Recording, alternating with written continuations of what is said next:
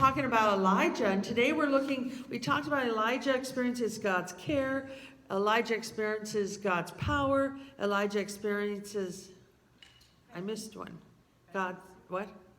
Presence. And now we're going to look at a different way that Elijah experiences God's mercy.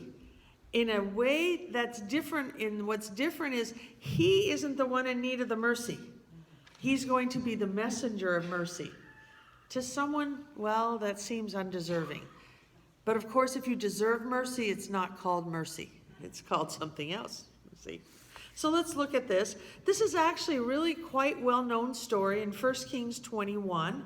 And this chapter, though, reminds us of how desperately wicked people can be and how amazingly merciful God can be. And in this illustrate, both of those extremes are illustrated in this chapter. So the first section is verses 1 to 16, and it's called, I call it, Desperately Wicked People. We are going to see two, I think four actually. We don't know the names of the last other two, but they're still desperately wicked people we're going to look at. And maybe you've heard this story. So let me read this part and then I'll give you those blanks. Now Naboth the Jezreelite had a vineyard in Jezreel beside the palace of Ahab, king of Samaria. Samaria is another name for Israel, the 10 tribes that separated from the other 2 godly tribes. After this, Ahab said to Naboth, "Give me your vineyard, that I may have it for a vegetable garden, because it is near my house, and I will give you a better vineyard for it. Or if it seems good to you, I will give you its value in money." But Naboth said to Ahab, "The Lord forbid that I should give you the inheritance of my fathers." And Ahab went into his house vexed and sullen. Have you ever been vexed? And sullen because of what Naboth the Jezreelite had said to him. For he had said, "I will not give you the inheritance of my fathers." And he lay down on his bed and turned away his face and would eat no food. He pouted. That's what he did. He pouted. He pitched a fit. Well, Ahab wanted so badly that field, that land. He coveted it. He didn't need it. He's king. He doesn't even say he needs it. He says, it's convenient. I'd like a vegetable garden right there. It's convenient. It wasn't a need, but it was something he coveted so badly. The dictionary says covet, Webster. That's what we always call it. It might be Merriam-Webster. I don't remember which one. Covet means to desire wrongfully. I have a little definition I use for covet, and so that's why it says Sherry after it. To desire something so much we can't be satisfied without it. And I should say we think we can't be satisfied, but satisfied is a decision we make. A contentment is satisfaction. And if we want something, so just saying, "Oh man, I really like their car, I want a car like that," that's not coveting. But it becomes coveting if I can't enjoy my car, or I can't do anything without always having to find a way to get that car. It becomes coveting when I don't seem to be able to be satisfied without it. I can't enjoy the one I have. I reject the provision God has given me because I've got to have this other one. You see, that's coveting. And that's what was happening. Now, thou shalt not covet is the 10th commandment. And I had never noticed this before as I was studying, that the other 9 commands focus on outward conduct. Do not kill, do not steal, do not commit adultery, do not take the Lord's name in vain, remember the Sabbath day to keep it holy, do not bear false witness. Their outward actions, even do not make false idols. Do not have any gods before me. It's in the act. What God was looking at is how the people were acting. This one command has only to do what's in our heart. Do not covet isn't an action. Do not covet isn't about not doing something. It's about not wanting something. It's about a desire that's ungodly. Isn't that interesting? That this one command is a command of how to take care of our heart. I don't believe God will command us to do something that we can't control, that we can't obey. So it must be that we can make a decision not to covet. And I think contentment is what we seek in order to avoid that. Number 10 deals with the hidden desires of the heart. Look how serious, though, yes. So the first thing, Ahab Oh, I'm sorry, I didn't go back there. I said I would. I'll do that now. Ahab, the self-centered king. Self-centered. Self-centeredness shows when with coveting. I want it, I want it, I want it. I have to have it. It also shows in his reaction. Pouting is self-centered. Saying, I'm not going to eat any food. You probably had in middle school, you were women, girls in middle school, you had friends who anytime things didn't go their way, they would do something in the form of pouting so that all the attention of everyone in your little group goes on them. How do we get them out of this place? How do we help them? It's self-centered. It puts the focus on fix things for me. Do something, because otherwise I'm going to face the wall and not eat. And that's self-centered also. And who he came up against that gave him problems was Naboth, the God-fearing man. Now you say, what are you talking about? Well, let me tell you here. It's the next step. Let me read this. 10, then we'll go to 10 deals with the hidden desires of the heart. Ephesians 5:5 tells us how serious covetousness is, or having coveting. And the reason we can tell is what it is lined up with. Listen to this. For you may be sure of this, that everyone who is sexually immoral or impure, or who is covetous, that is an idolater, has no inheritance in the kingdom of Christ and God. Now, it doesn't say a thief or a murderer. It says someone who covets, because it says coveting is like idolatry. And who's the idol when you're coveting? Yourself.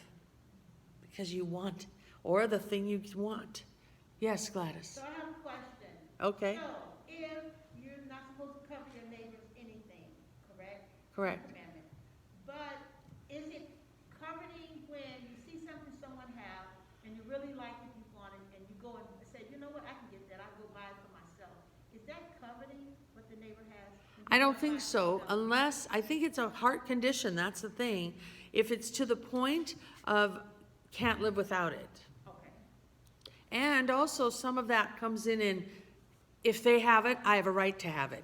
Oh, okay, okay. But- Yeah, okay. yes. Or yeah, are you hold something against them because they have it and you don't? Right. And I do think that's what young people run into, is one of the distinctions you'll deal with is this, if I have it, I have a right to it. You have it, I should get one too. Our world is starting to do that with everyone. Everyone should have the same equal things, they think. Because, hey, why should they have something I don't have? Well, they worked and saved and bought it, and, you know. But that's I think, it isn't just, oh, I like that. That's a good idea. I think I'll get myself one of those. I think it's really how important that becomes to you. Sometimes we see what someone has and we didn't realize how useful it was till we saw them using it. And that's not really coveting, that's saying, oh. Or we could say they're our tester. I was thinking about that, but I wasn't sure if it would work, but it's working for them, so okay, I guess I don't have to worry about it not being worth it.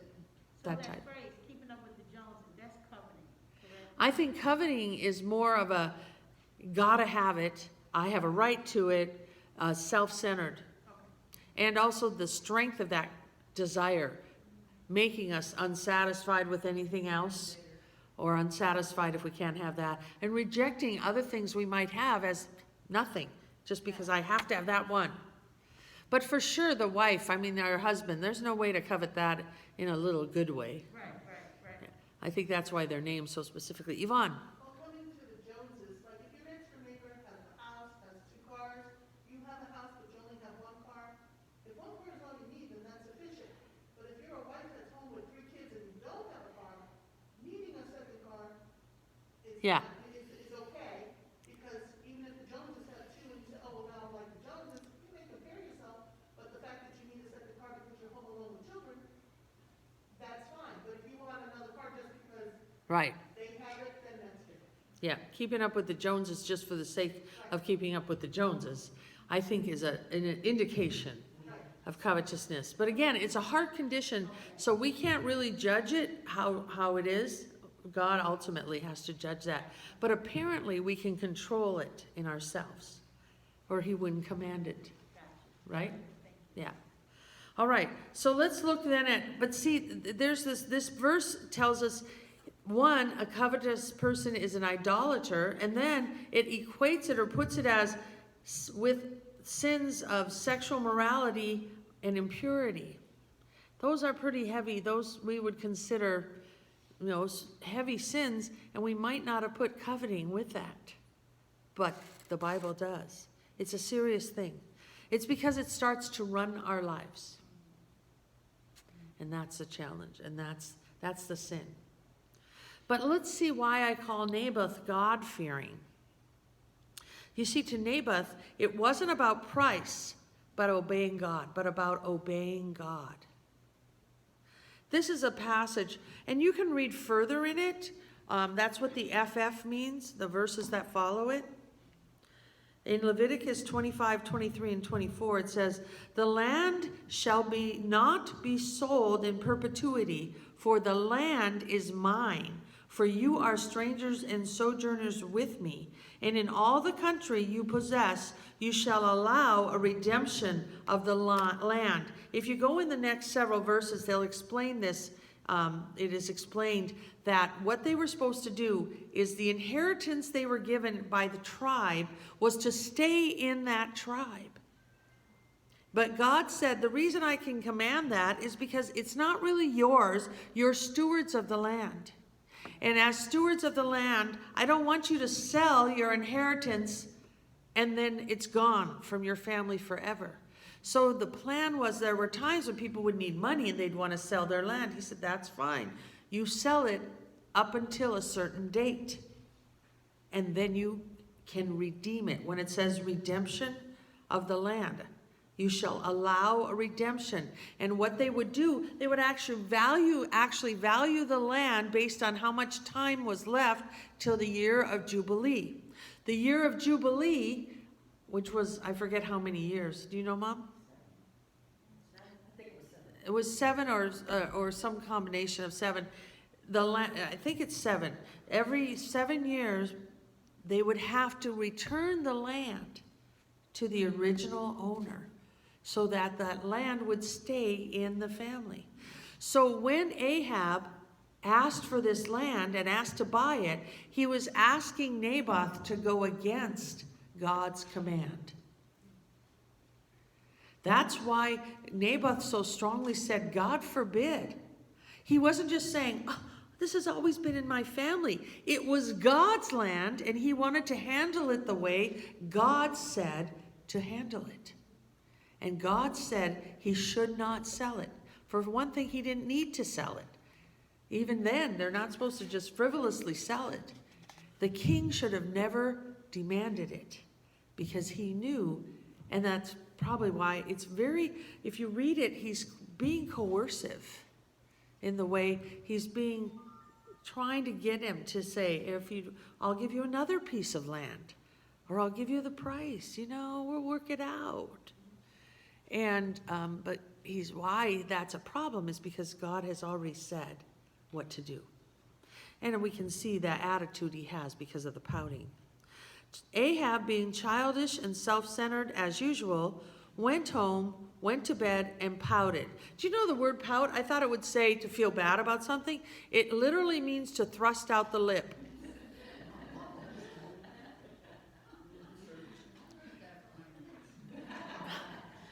Where do you think we learned it? Isn't that funny? If you're you're, and it's true. That does not just about enough good, right? Yeah, Not all the good it does, it just. that's basically all it is. Yes. And so what happens? Well, here he's pouting, and in steps the very wrong person. Jezebel, the manipulative queen. Jezebel can be used as the example of the most manipulative woman in just this story alone. Let's read it. Verses 5 to 16. But Jezebel, his wife, came to him and said to him, "Why is your spirit so vexed that you eat no food?" And he said to her, "Because I spoke to Naboth the Jezreelite and said to him, 'Give me your Oh, I should say that the way he would. I said, 'Give me your vineyard for money, or else, if it please you, I'll give you another vineyard.' And he answered, 'I will not give you my vineyard.' And Jezebel, his wife, said to him, 'Do you now govern Israel?'" Basically, "Aren't you the king? Arise and eat bread, and let your heart be cheerful. I will give you the vineyard of Naboth the Jezreelite." So she wrote letters in Ahab's name and sealed them with his seal. And she sent the letters to the elders and leaders who lived with Naboth in his city. And she wrote in the letters, "Proclaim a fast, and set Naboth at the head of the people. And set 2 worthless men opposite him, and let them bring a charge against him, saying, 'You have cursed God and the king.' Then take him out and stone him to death." And the men of his city, the elders and the leaders who lived in his city, did as Jezebel had sent word to them. As it was written in the letters that she had sent to them, they proclaimed a fast and set Naboth at the head of the people. And the 2 worthless men came in and sat opposite him. And the worthless men, now they were called worthless 3 times, brought a charge against Naboth in the presence of the people, saying, "Naboth cursed God and the king." So they took him outside the city and stoned him to death with stones. Then they sent to Jezebel, saying, "Naboth has been stoned, he is dead." As soon as Jezebel heard that Naboth had been stoned and was dead, Jezebel said to Ahab, "Arise, take possession of the vineyard of Naboth the Jezreelite, which he refused to give you for money, for Naboth is not alive, but dead." And as soon as Ahab heard that Naboth was dead, Ahab arose to go down to the vineyard of Naboth the Jezreelite to take possession of it. Wow. What a manipulative person. Manipulative. Because what she did is she made it look legal. So she wrote to these leaders. The leaders had a choice. At that point, they must have known, of course, that this was a wrong thing to do. I think they were also corrupt, or they were so afraid of Jezebel's power that they let that fear govern them. I don't think that's a reason we should do the wrong thing, because even if they hurt us, we have to answer to God first of all. Yes? And then I thought it was an interesting description to say they were worthless men. Yes. She doesn't even say they're good men. She calls them worthless. So she says, go find. Now what she does is she sets him up, Naboth up, to look like he's being honored. This is why, put him at the head of the table. Make him the one that's in honor position. Now there's a reason she did that. First off, notice she's even using a religious side to it. Proclaim a fast. And put Naboth as a leader. And there's a reason. And the reason is, well, I've given you down here. She sends leaders of Jezreel, a royal letter sealed with the royal seal, telling them how to get away with murder. That's basically what she's telling him. 1, give him a visible position of leadership. A visible position of leadership. Now, if you've never read all the scriptures, leaders have extra responsibility. And as a result, they have greater penalty when they don't carry that out. I'm teaching minor prophets at the college right now, and what we're going to see is God is going to come with judgment on leaders of Israel because they lead people astray. Their responsibility is greater, and so is their penalty, the judgment that comes against them. So by putting Naboth in this position of looking like a leader, then the accusations are stronger. Oddly enough, in our culture right now, it seems more like they get exempt because of the law, the way things are working, are not really following the right way. The right way is more responsibility, more penalty, more judgment, not less, not an exemption. They are more responsible. Even our law says it is the case. If you have it's called actually a fiduciary position, when you are responsible that other people are looking to you to make a judgment of truth, or to financially, like if you are a treasurer of an organization, a nonprofit or something, you have a fiduciary responsibility. If you fail in that, it's not just, oh, you messed up, it's fraud. It's a bigger penalty, right? Because you had people trusting you because of your position. And so by having that be the first thing, it didn't take as much to bring him down. So by putting him in that position, then she said, and even she called them worthless, hire 2 false witnesses to accuse him of a capital crime. A capital crime, a crime that has a penalty of death. And that crime that she's chosen is blasphemy against God. Say that he has cursed God and the king. Both of those were considered capital crimes. They're also hard to disprove. Why? That's why she knew, I need 2 witnesses. Because it says that you can't be found guilty by one alone, because it's word against word. That's what the law of God says. And so what does she do? She knows how to do it. She knows how to work it. Get him in a position of leadership and get 2. Well, they'll have to be worthless because they're going to hold to a lie. They're going to make up a lie and they're going to swear by it. So you'll have to find some worthless men. 2 of them. The law requires 2 witnesses to condemn. Even she calls them worthless. Isn't that something? And thirdly, the penalty for that cursing God is that Naboth would be stoned. Stone Naboth and his sons. Now you say, wait a minute, I didn't read that. If you go to 2 Kings 9:26, when the judgment of God is coming to pass on Ahab and Jezebel, God says, the blood of Naboth and his sons call out to me. So it appears that and it often happened in biblical stories, that when they stone one for a crime, they put the whole family with them, because the assumption is that the family has been influenced by him. What appears to have happened is that Naboth and his sons were stoned, leaving no one to inherit the land. It not only got rid of Naboth, who kept saying no, but it also opened up the availability of the land. Watch out. Manipulative people are not stupid. Jezebel's evil, but she is not stupid. She is shrewd. And she has figured out a way not only to get the land, but to make, that unless somebody knows those are false witnesses, there seems to be nothing wrong in how Naboth came to be stoned. Unless you know those are false witnesses, and no one would know. You think that this was a completely legal thing. So that's going to be something I want to point out. Let's see what it says.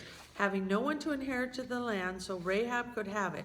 Note that the leaders, after it was done, they did not send word to King Ahab.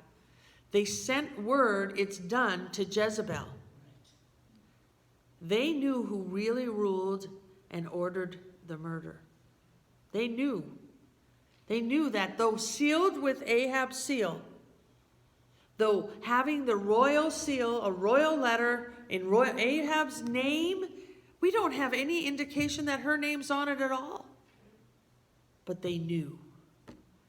They knew who it came from. That the real one they should inform was Jezebel. That's one of the most manipulative, wicked deeds in the Bible that we find. One thing I want to point out, I have another whole handout, but I don't have enough time. And next week we'll see how God feels about all this. Here's your last point. Sin is sin. Even if it is legal by our laws, man's laws. Be assured, do not use the excuse before God that it's not against the law. Sin is sin, whether it's against the law or not.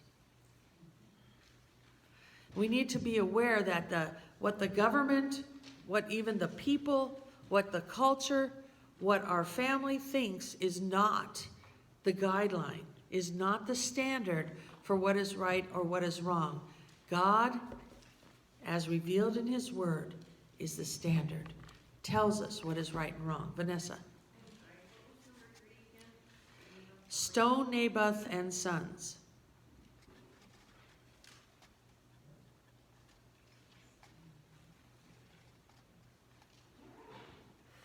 All right, let's close in prayer. I verified, because I went by Wendy's one day in the last 3-4 weeks or whatever it is since we had ladies, and their lunchroom was closed, or their inside dining was closed.